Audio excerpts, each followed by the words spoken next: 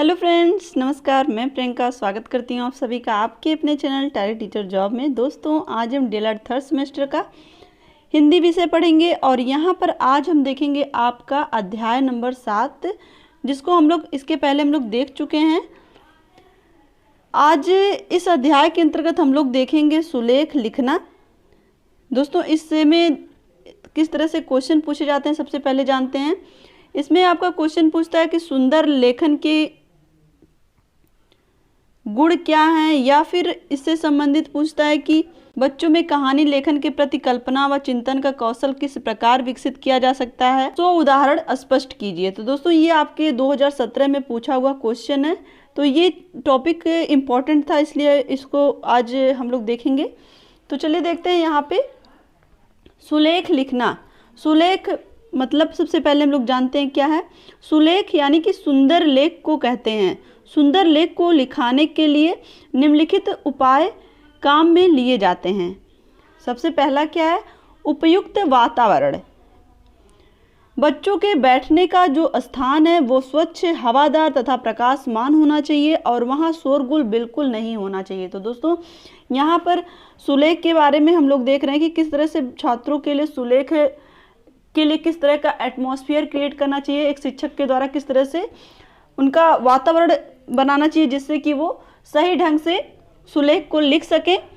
तो यहाँ पर हम देखते हैं दूसरा पॉइंट क्या है कि बैठने का ढंग। लेखन के समय बच्चे का सीधे होकर बैठना 8-9 इंच ऊपर होना चाहिए।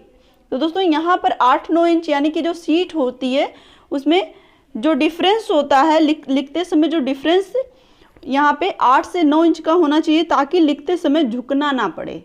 क्लियर? जिससे कि जो छात्र हैं वो थोड़ा स्ट्रेट होकर के बैठ के लिख सकें।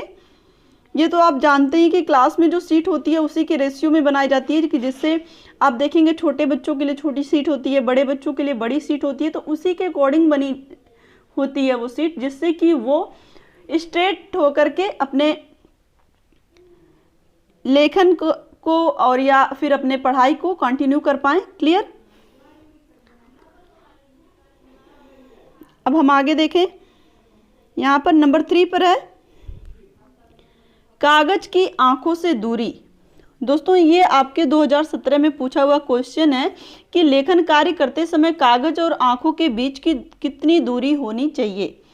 तो इसलिए ये सारी चीज़ें मुझे इंपॉर्टेंट लगी। मुझे लगा कि ये सारी चीज़ें आपको लिखाना जरूरी है। अगर ये आपके लघु में नहीं पूछेगा तो वस्तुनिष्ठ में इससे संबंधित क्वेश्चन पूछेगा। तो यहाँ पर देखिए, कागज और आंखों के बीच की 10 से 12 इंच का फासला होना चाहिए। जो दूरी होनी चाहिए वो कितनी होनी चाहिए? 10 से 12 इंच। क्लियर? ये आप याद रखिएगा और यहाँ पर ये आप याद रखिएगा। क्लियर? 8 से 9 इंच ऊपर होनी चाहिए। ये चीज़ें दोनों ही आप याद रखिएगा कि मतलब बैठते समय जब लेखन कार्य बच्चा कर रहा है तो उसके बैठने के पोस्चर में 8 से 9 इंच की दूरी होनी चाहिए कॉपी और बैठने के सीधे बैठने में। और यहाँ पर कागज और आंखों के बीच की दूरी है। दोस्तों, ऐसा नहीं है कि ये सारी चीज़ें आपके अभी काम आएंगी।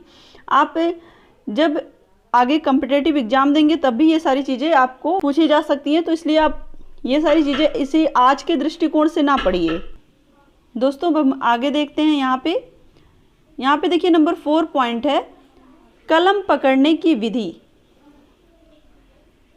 कलम को पॉइंट अर्थात नोक से 1 इंच ऊपर पकड़ना चाहिए। तो दोस्तों, इसमें आपको बस इतना ही डिटेल करना है। आप बस पॉइंट याद कर लीजिएगा। यहाँ पे देखिए अक्षरों की बनावट। अक्षर सुडौल अर्थात बड़े होने चाहिए, उनकी बनावट बिल्कुल साफ होनी चाहिए। क्लियर? अब यहाँ पर देखिए नंबर 6 पर है सीधी लिखाई। अक्षरों की सीध ऊपर से एक जैसी होनी चाहिए, ऊपर नीचे नहीं होनी चाहिए। तो दोस्तों, छोटे बच्चों को एक शिक्षक किस तरह से उनको लिखना सिखाए, किस तरह से उनको बैठना सिखाए, किस तरह से उनको पढ़ना सिखाए, इन सारी चीज़ों के बारे में भी आपको जानना पड़ेगा। तो यहाँ पर देखिए आगे हम देखते हैं नंबर 7 पर है लिपि। यहाँ पर देखिए अनुस्वर और विराम, अर्धविराम, हलंत, मात्राओं का प्रयोग बच्चों को सिखाया जाना चाहिए। तो दोस्तों देखिए, यहाँ पर आपका अगर हम हिंदी की बात करें, हिंदी में भी हलंत का प्रयोग भी बच्चों को बताएंगे, और अनुस्वर कहाँ लगता है, विराम अर्ध विराम कहाँ लगता है, मात्रा का प्रयोग कहाँ कहाँ किस तरह से होता है। तो यह एक तरह से लिपि का ज्ञान भी शिक्षक को देना बहुत ही ज़्यादा आवश्यक है बच्चों को, कि किस तरह से वो भाषा में सही ढंग से सारी चीज़ों का प्रयोग करें। क्लियर। अब यहाँ पर देखिए नंबर 8 पर है अभ्यास। लिखने का अभ्यास करने के लिए बच्चों को प्रेरित किया जाना चाहिए। क्लियर। अब दोस्तों यहाँ तक तो हो गया। अब यहाँ पर हमें आज देखना है कि कहानी शिक्षण की उपयोगिता क्या है, क्योंकि ये आपके 2017 में पूछा हुआ क्वेश्चन है। इस चैप्टर से दोस्तों 2017 में कई क्वेश्चन पूछे हुए हैं। देखिए यहाँ पे इसके पहले हम लोगों ने देखा था कि लेखन कार्य करते समय कागज और आंखों के बीच की दूरी कितनी होनी चाहिए, और इसमें देखिए ये वाला क्वेश्चन भी पूछा है कि कहानी शिक्षण की उपयोगिता पर संक्षिप्त प्रकाश डालिए। तो चलिए देखते हैं यहाँ पे कहानी शिक्षण की उपयोगिता क्या है। क्योंकि ये सारी चीज़ें आप जानते हैं, लेकिन एक बार आप पॉइंट वाइज देख लेंगे तो आपके लिए बहुत ही आसान हो जाएगा। बालक कहानी का अर्थ शीघ्रता से ग्रहण कर लेते हैं। दोस्तों ये सारी चीज़ें, ऐसा नहीं है कि हम लोग भी तो बच्चे रहे हैं तो हमें भी तो पता है कि आज भी ऐसा नहीं है कि हम बड़े हो गए तो हमें कहानी सुनना नहीं पसंद है। हमें आज भी कहानी सुनना पसंद है। अगर हमें कोई कहानी सुनाता है तो हम बड़े ही इंटरेस्ट ले करके सुनते हैं। तो यहाँ पर देखिए नंबर 1 पर क्या है कि बालक कहानी का अर्थ शीघ्रता से ग्रहण कर लेते हैं। चूँकि ऐसे इसी तरह से अगर हमें भी कोई पढ़ाए तो हम भी कहानी के माध्यम से चीज़ों को जल्दी सीखते हैं। यहाँ पर देखिए नंबर 2 पर है कहानी मनोरंजन का सबसे बड़ा सरल साधन है। तो दोस्तों चूँकि अगर बच्चों को एंटरटेन करना है, कभी कभी देखते हैं अगर आप क्लास में जाइए और अगर आप बच्चे बहुत ज़्यादा शोर कर रहे हैं तो अगर आप उनसे कह दीजिए कि आज हम आपको एक स्टोरी सुनाएंगे या कहानी सुनाएंगे तो बहुत ही ज़्यादा खुश और एक्साइटेड हो जाते हैं, क्योंकि कहानी सुनना उन्हें बहुत पसंद होता है। तो यहाँ पर देखिए कहानी मनोरंजन का सबसे बड़ा और सरल साधन है। आपके पास अगर कुछ भी नहीं है, अगर आप केवल अपने बातों के माध्यम से बच्चों को कहानी सुनाकर उनको मोटिवेट कर सकते हैं। क्लियर। उनको पढ़ाई के लिए प्रेरित कर सकते हैं, उनको अच्छी आदतें उनके अंदर विकसित कर सकते हैं। क्लियर। अब यहाँ पर देखिए नंबर 3 पर है कहानी के माध्यम से बालकों को नैतिकता की शिक्षा दी जा सकती है। वही चीज़ें कि किस तरह से हम कहानी के माध्यम से बालकों में अच्छे आदतों का विकास कर सकते हैं, अच्छे आदतों का निर्माण कर सकते हैं, अच्छे गुणों का विकास कर सकते हैं और साथ ही उनके अंदर नैतिकता की भावना भी विकसित कर सकते हैं। क्लियर। अब यहाँ पर देखिए नंबर 4 पर है कहानी शिक्षण का एक रुचिकर साधन है। दोस्तों एक शिक्षक अपने शिक्षण कार्य में कहानी का प्रयोग क्यों करता है? जिससे कि उसका जो शिक्षण कार्य है वो रुचिकर हो, जो छात्र हैं वो रुचि लेकर के सुने। क्लियर।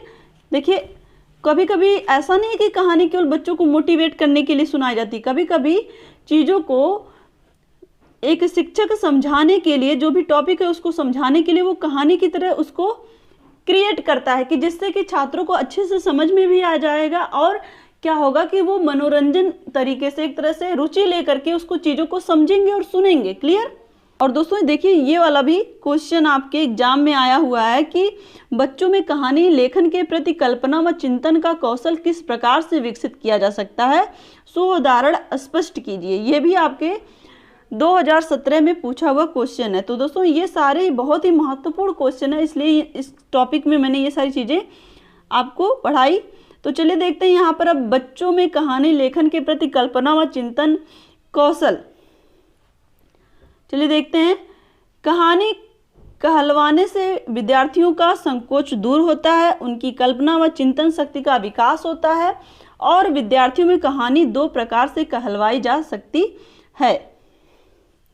तो दोस्तों यहाँ पर देखिए अगर हम बात करें, केवल हाँ एक शिक्षक ही कहानी अपने छात्रों को नहीं सुनाता, बल्कि कभी कभी वो जब छात्रों से कुछ चीज़ें सुनना चाहता है या जानना चाहता है कि उनके जो विद्यार्थी हैं वो किन किन चीज़ों में रुचि लेते हैं, तो वो कहता है कि बेटा आपको जो भी चीज़ें आती हैं आप सुनाइए।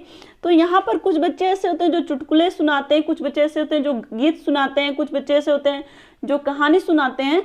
तो एक तरह से उनको अपने भावनाओं को एक्सप्रेस करना, किस तरह से वो चीज़ों को बताते हैं, बोलते हैं, ये धीरे धीरे उनके अंदर से एक क्षमता विकसित होती है कि किस तरह से वो चीज़ों को अपने लोगों के सामने अपने आप को व्यक्त कर पाएंगे। क्लियर। एक तरह से उनकी कल्पना व चिंतन शक्ति का विकास होता है, विद्यार्थियों में कहानी दो प्रकार से कहलवाई जा सकती है। चलिए देखते हैं कौन कौन। इसमें देखिए पहला है कि पहले विद्यार्थी कहानी की पुस्तकों को पढ़े या दूसरों से सुने, पुनः अपने शब्दों में कहानी लिखे।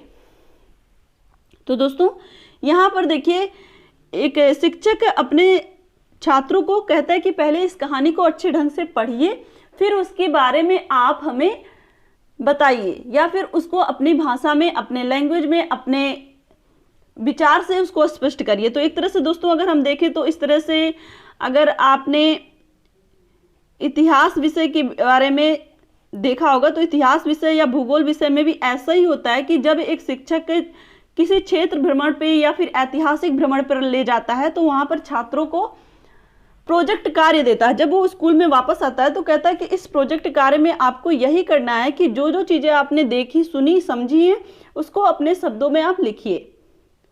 तो सेम यही कंडीशन यहाँ पर भी है कि शिक्षक ये कहता है छात्रों से कि आप सबसे पहले कहानी को पढ़िए, फिर अपने शब्दों में उसको आप बताइए। क्लियर? इससे क्या होगा कि छात्र अपने भावनाओं को शिक्षक के सामने सही ढंग से व्यक्त कर पाएंगे, एक तरह से उनके जो भी विचार हैं उस कहानी के प्रति, वो सारी चीजें। यहां पर देखिए दोस्तों नंबर 2 पर है कि दूसरे रूप में कहानी से संबंधित कुछ चित्र विद्यार्थियों के सम्मुख क्रमबद्ध रूप से प्रस्तुत किया जाए और चित्रों को देखकर विद्यार्थी कहानी पढ़े। दोस्तों यहां पर देखिए इस तरह से कहा जा रहा है कि कुछ फिगर्स मेंटेन किए जाते हैं जिसमें आपको उस कहानी को दिखाकर छात्रों को ये बताना होता है कि इस जो भी फिगर उसके माध्यम से आपको एक कहानी क्रिएट करनी है। जैसे आपने देखा होगा जहां पर एक कावा है, कुछ पत्थर हैं और वो कावा पानी पीना चाहता है लेकिन पानी का जो तल है वो बहुत नीचे है। फिर कावा दूसरे फिगर में कावा पत्थर उठा के घड़े में डालता है और पानी ऊपर आ जाता है। क्लियर?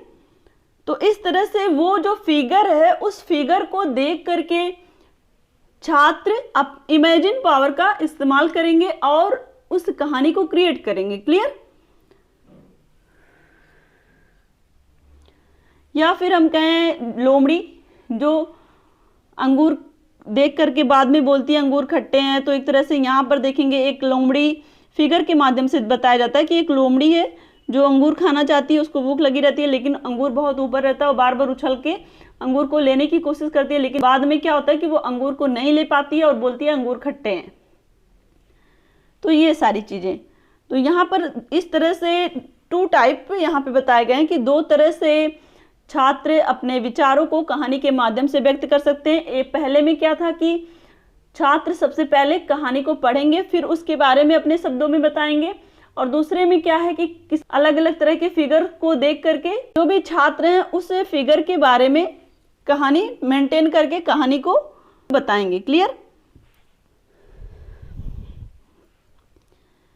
यहाँ पर आगे हम देखें, उपर्युक्त दोनों प्रकार से बच्चों में कहानी लेखन के प्रति कल्पना व चिंतन का कौशल विकसित किया जा सकता है।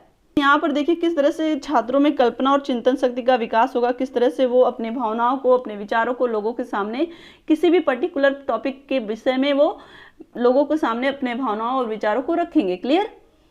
अब यहाँ पर हम देखें कहानी लेखन 3 प्रकार से कराया जा सकता है। पहला क्या है, सुनी हुई या पढ़ी हुई कहानी को लिखवाकर। दूसरे में क्या है, रिक्त स्थानों की पूर्ति द्वारा। और तीसरे में क्या है, समस्या की पूर्ति द्वारा। तो दोस्तों यहाँ पर देखिए पहला तो इसमें सुनी हुई पढ़ी हुई कहानी को लिखवा करके, और दूसरे में रिक्त स्थानों की पूर्ति, यानी कि रिक्त स्थान यहाँ पे अनसीन पैसेज से भी हो सकते हैं जहाँ पर कुछ वर्ड लिख करके उसको सेंटेंस कंप्लीट नहीं किया जाता, उसमें बीच बीच में वर्ड छोड़ दिए जाते हैं और उस सेंटेंस को कंप्लीट करने के लिए कहा जाता है। और इसी तरह से समस्या की पूर्ति द्वारा भी कि अलग अलग समस्याओं को किस तरह से छात्र, चूंकि उनकी मेंटल पावर, उनकी मेंटल लेवल को देख करके ही ऐसे कहानियों का निर्माण किया जाता है जहां पर उन्हें उनके चिंतन और उनके कौशल को विकसित किया जा सके। क्लियर? तो दोस्तों आज का ये टॉपिक आपका चैप्टर 7 यही समाप्त होता है।